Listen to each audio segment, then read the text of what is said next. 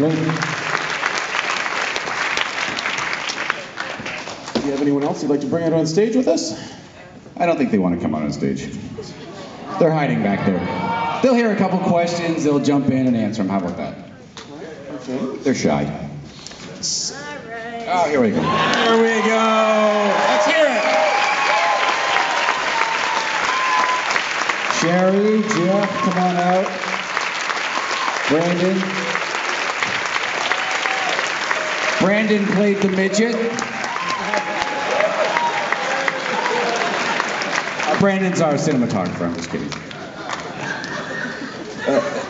So I want to ask you right off the bat. So this is very different than everything else you've done before. Where did the inspiration come for the story? I don't know. I don't know where the inspiration came from. We just started making it. Truthfully, the inspiration came from about 5 or 6 years ago. We went to this wedding in Massachusetts, and it was incredibly boring. And I went into the gift shop of the hotel lobby and bought a book on the Salem witch trials and started reading it and thought, this could make a good movie. Not that this, this is pure fact, this entire film. It's exactly how it happened.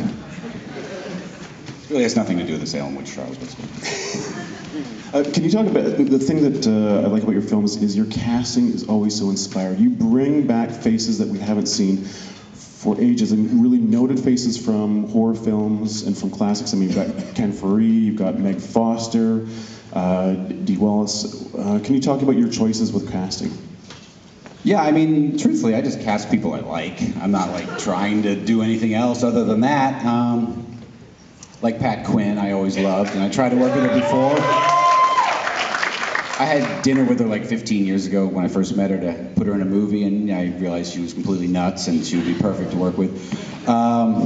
Just people I like, and I think that unfortunately in Hollywood, it's like anyone over the age of 19 is considered too old to be in a movie anymore. So there's all these great actresses like Judy Geeson and Meg Foster, they just don't see anymore because they're considered they're not considered, I guess. I don't know why we don't see them, but they're incredible, Can you talk about, it's got such a suffocating atmosphere to it. You could, walking out and then coming back in here, you could feel the tension. Can you talk about your choices for production design and just that hallway? The hallway is almost a character unto itself. Yeah, the hallway, that hallway was 20 feet long. It was tiny. We kept trying to make it look bigger and bigger, but it was so tiny. The value of wide-angle lenses, Brandon.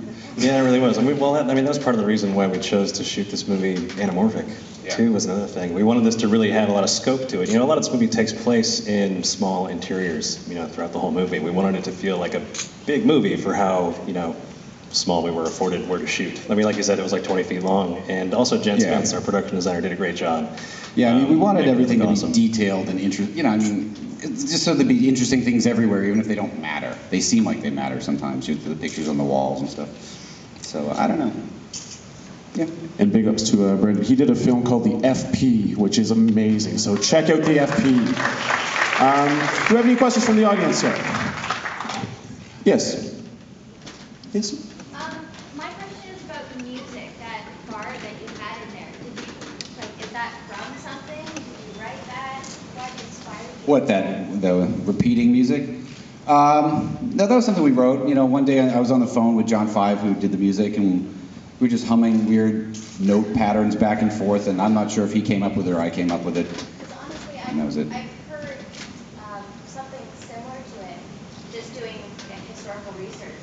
And I've actually had it. No, we did a lot of historical research, and then we found this very significant note pattern that really dated back to 1697, and we actually put a lot of time and thought into that. Yes, sir. And it begins. Yeah, and the lies begin. I was of the understanding that Camille Keaton was in the picture. So is she, unfortunately. There was a lot of people in this movie that are no longer in the movie, like Udo Kier and Dan Roebuck and Ernest Thomas and Clint Howard. Billy Drago was never actually in the movie. He never was. He was always supposed to be in the movie, but he never was. Clint Howard. Unfortunately, none of these people know that yet. We just filmed so much stuff that just didn't fit, and then we just lost it. Who does Andrew Prine play? Andrew Prine played Reverend Hawthorne, and Richard Lynch was in the movie too, who obviously just recently died, but we never really finished his scenes, and obviously we never could, so he's not in the movie for that reason. Got a question over here? All right. What's up with Sherry's baby? That's what I said. What's up with it? Yeah, I couldn't figure it out. Mission accomplished. Next question. Going back to music, movies have very strong sort of style of music, and I was just wondering, do you go into the film knowing what you want, or is that unfocused? So the question is, do you go into the movie knowing what you want with music, or is that all post decisions? No, I mean, for the most part, it's all done in advance. Most of the, I think all the music was finished. All the score was done before we were done the movie, I think. And as far as like songs and things like that, I have that all figured out in advance. That's why, I don't know if you've noticed, but certain times people are actually moving in time to the music because we shot it to those songs and things, so that would make sense. Yes.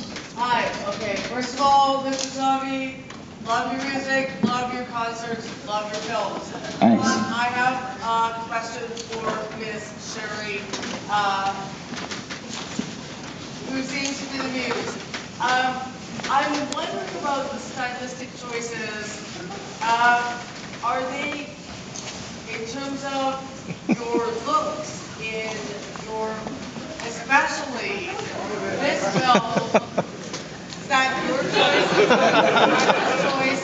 Do you have a stylist? Because I'm incredibly curious. You're an icon. Do you mean that the clothes in the movie that the character wears? There's a wardrobe stylist, and I get to pick squiggly baby? things out. I'm guessing you have an opinion. I do, yeah. Thankfully, Rob lets me pick my clothes for the character. In real life, I dress myself. I do not have a stylist.